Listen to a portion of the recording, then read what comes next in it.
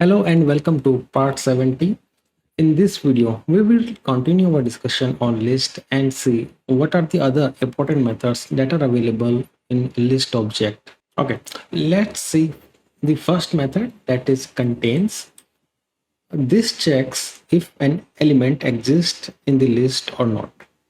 If the element is present in the list, then it will return true, and if it is not present in the list, then it will return false. If you remember from the last video, in the last video, we have created one class customer with three properties, and we have created 10 objects of the customer class and added those 10 customers in a list with the name customers1. Okay. Now let's see how we can use contains method to check if a particular element or object is present in the list or not. Let's say I want to find if object 6, that is Sarah Wilson, is present in my list or not.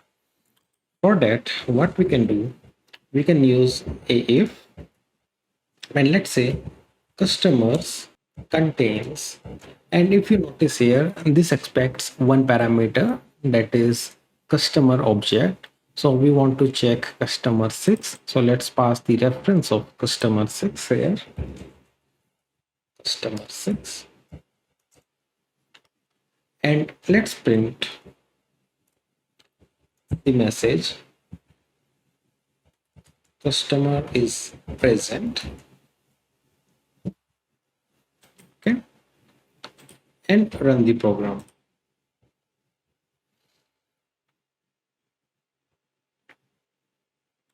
As expected, you will notice customer is present is getting printed.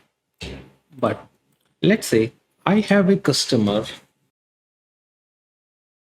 Okay, so I have created a new customer, customer 11, and I have specified the name, age, and the city for this customer. But I have not added this particular customer in my customers list. So let's see what will happen if I try to check customer 11 is present in my list or not. Now you can see we are not getting any output. The contains method has returned false, and that's why we have not printed the line present at line number 40. Next method is exist. Just like contains, it will also check if an element is present in the list or not. But in this, we can specify some condition. Let's see how. So I will call exists. And if you notice here, this method expects a predicate. Predicate means a condition. So I can specify a condition. Let me say customer such that customer dot age is equal to, let's say 34.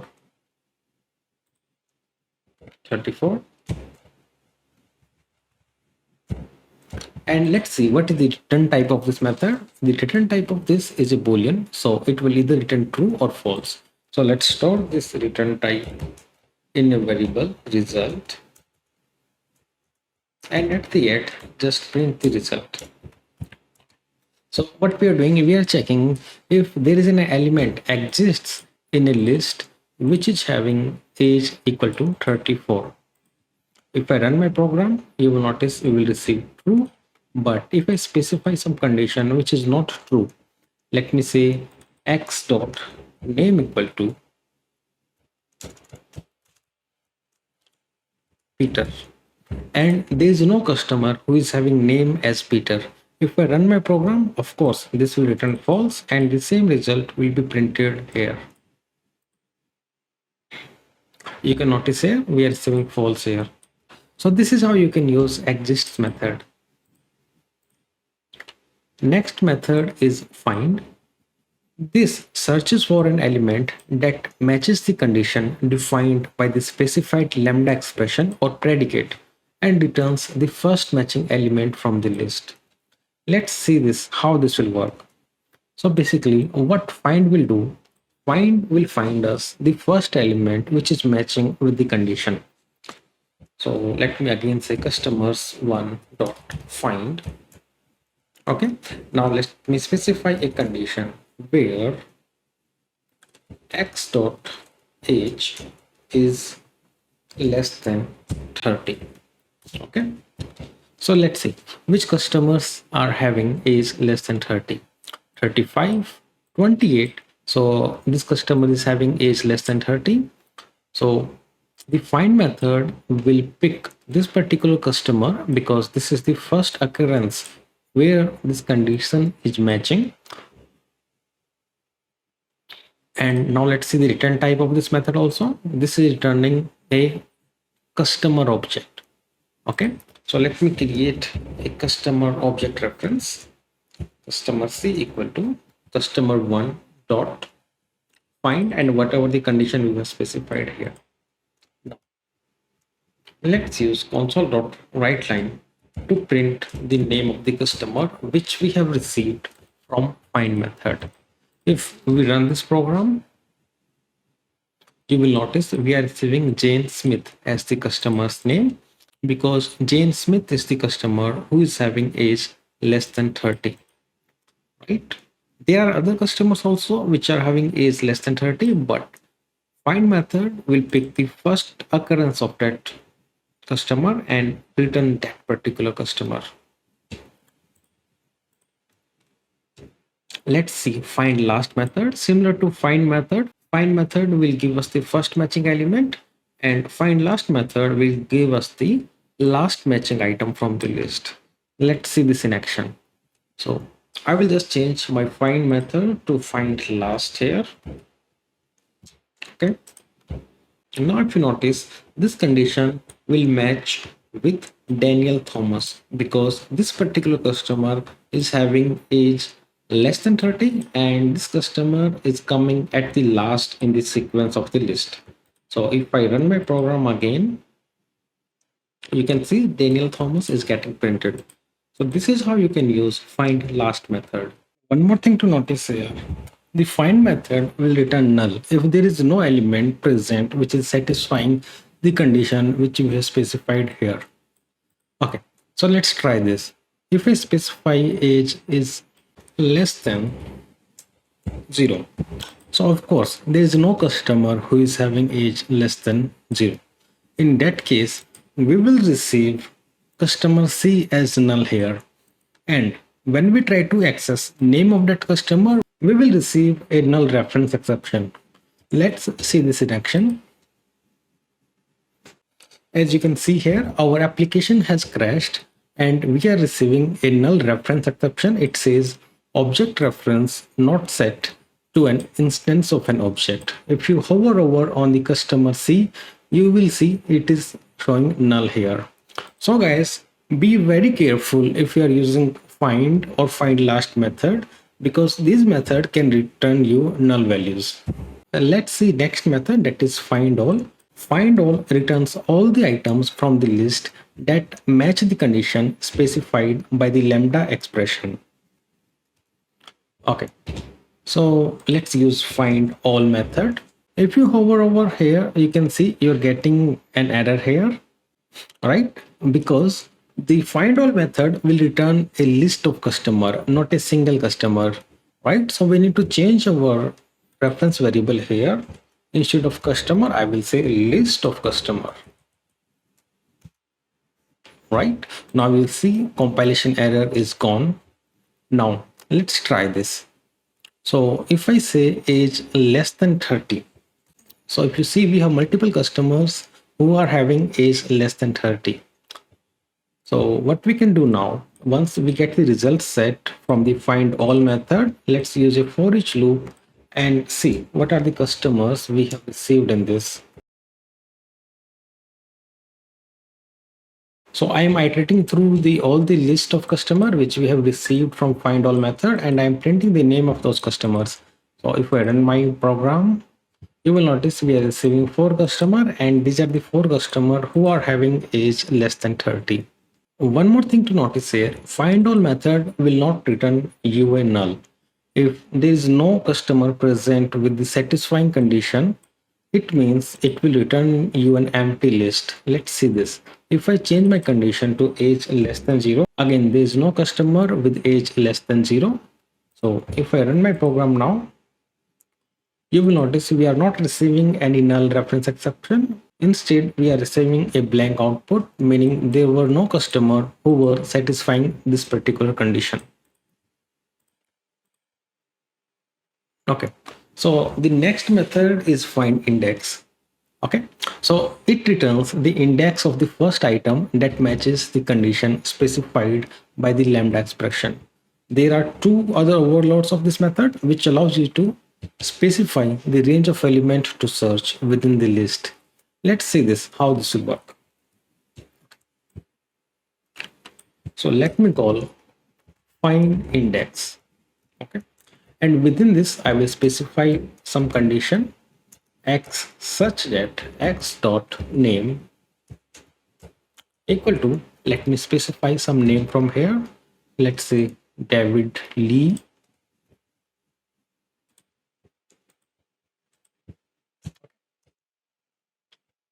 and the find index will return us an integer. So let's change the return type integer I, and at the end just print this index. If I run my program, you will notice we are receiving 2 here, because at the second index 0, 1 and 2 we have the customer David Lee, right? So this is how you can use find index method. So there are two other overloads also. Let's see how these overloads will work. So let me remove this condition first, and let me see the second overload. The second overload means we can specify a start index. Okay, and after that we can specify the condition. So let's say I don't want to search from the start, I want to search from this particular location. I want to start from the index 2. Okay, so I can say 2, and now I want to specify the condition where x dot age is equal to, let me change this age to 35 to prove that we are not starting from first element, we are starting from the second index. And if I say age 35 here, now what we will get? We will get the index of Emily Brown, because we have started from this particular index location. Let me run the program. You can see we are receiving index as 3, because at index 3, 0, 1, 2, 3, we have the Emily Brown. This customer is having age equal to 35, right? So this is how you can specify the parameter, meaning from where you want to start your search. Let's see the third overload method. This method expects the start index, and the second parameter will be the count, meaning how many elements you want to search. So let me specify start index as 2, and I want to search only 3 elements, and this should be my condition x such that x dot name or x dot age is less than 30. So let's see what will happen. So we will start from the second index. This is 0th index, this is first index, and this is second index. So we will start from David Lee, and we will search next 3 elements. Okay, so we'll search David Lee, Emily Brown, and Michael Johnson. Okay, and we will find if there is any element who is having age less than 30. Okay, and we will find the index of that particular customer, right? And if you notice here, we have Michael Johnson who is having age 26 here. So let's see what will happen here. I got the index, and now let's say instead of just printing the index, I will say customers 1, and I will pass the index to fetch that particular customer's object, and now I can invoke name property on it. Okay, let's run the program now. Now you will notice we are receiving Michael Johnson here, right? Let's say I will limit my search. I will not search 3 elements, I will just search 2 elements. So what will happen in that case? In that case, there is no element which falls under the search range that is having age less than 30. All right. So if I change my count to 2, in this case, you will notice we will receive a null exception. Okay, you can see we are receiving an argument out of range exception instead of null exception. That is because the index that we have here, that we received here, that is -1. So if there is no matching element, the index that we will receive here will be -1. Okay, and indexes starts from 0. That's why when we try to access -1 location, the compiler will say index was out of range. It must be a non-negative and less than the size of the collection. So we cannot give negative indexes while fetching the elements from the list. So this is how findindex method will work. Okay, next method is findlastindex. Similar to findlast method, it will return the index from the last position. Okay, instead of searching from the top, it will search from the bottom, and whatever the index we will get that is matching with our condition, that will be returned. Now let's see how we can convert an array to a list, how we can convert a list to an array, and how we can convert a list to a dictionary. So let's see how we can convert an array to a list. And let's create an array of strings.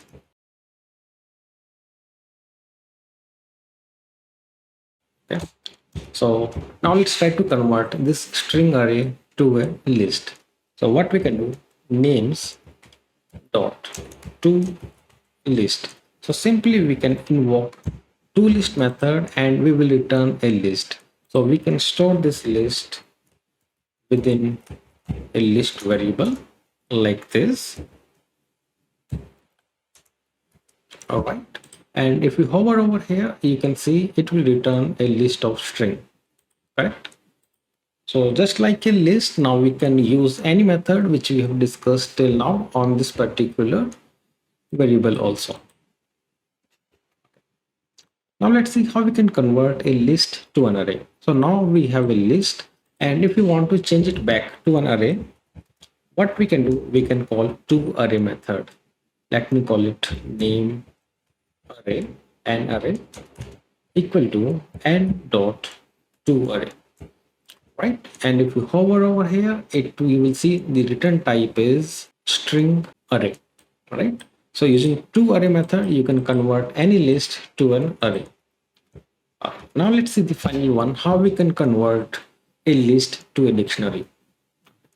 For that, let's remove this piece of code and uncomment our earlier code. So we have a list of customers. Okay. Now let's try to convert this list of customer to a dictionary. For that, we can call todictionary method. Okay. And if you remember, a dictionary is a collection of key value pairs. So we have to specify a key that will be uniquely identify a element in the dictionary. Okay. So let me specify the key as. So this is how you can convert an list to a dictionary using todictionary. So first we have specified the key, and after that we have specified the object that we want to store. So we want to store the customer object, right? Let's create a variable of dictionary type and store this. So our key is of string type and value is of customer type. Let me call it dictionary dict equal to.